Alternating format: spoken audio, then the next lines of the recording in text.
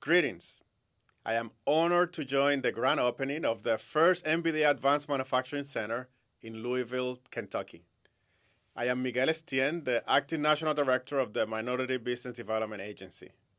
I'm also honored to share this day with Lieutenant Governor Jacqueline Coleman. And thank you to the University of Louisville for your leadership of the center and the Project Director of the Kentucky MBDA Advanced Manufacturing Center, Sundar Atre. I am here today to welcome all of you to the MBDA family. And as such, let me share some family facts. The MBDA remains the only federal agency charged with promoting and supporting minority businesses.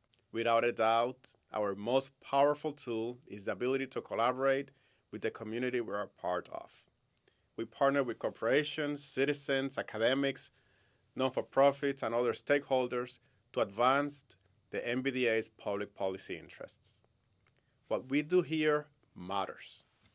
Together, we support over 9 million minority businesses. That is roughly a third of all small businesses in the U.S. Minority-owned businesses provide more than 8 million jobs and infuse nearly $2 trillion into our economy every year. It also matters because the backbone of this business community is getting stronger. Demographic trends are in favor. And it matters because if we were to close the parity gap that exists between businesses that are minority-owned and those that are not, we could add close to $5 trillion per year in economic output. In order to help our struggling businesses during the darkest moments of the pandemic, the administration revamped the Paycheck Protection Program, the PPP, to provide greater access to small businesses, including those minority-owned. Another important step to empower the agency to serve this community better.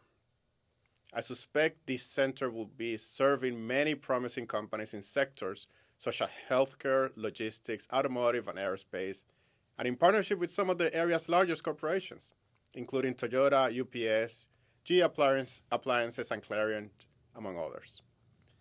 The Additive Manufacturing Institute of Science and Technology has over 30 faculty members, all specialists in advanced manufacturing. In my experience, when the business community, government, and academia join efforts, business competitiveness increases, resulting in a fresh infusion of innovation and jobs for Louisville. As Commerce Secretary Raimundo emphasized, the road to recovery runs through our minority business community. I look forward to working together, and I thank you for inviting me to share in this celebration.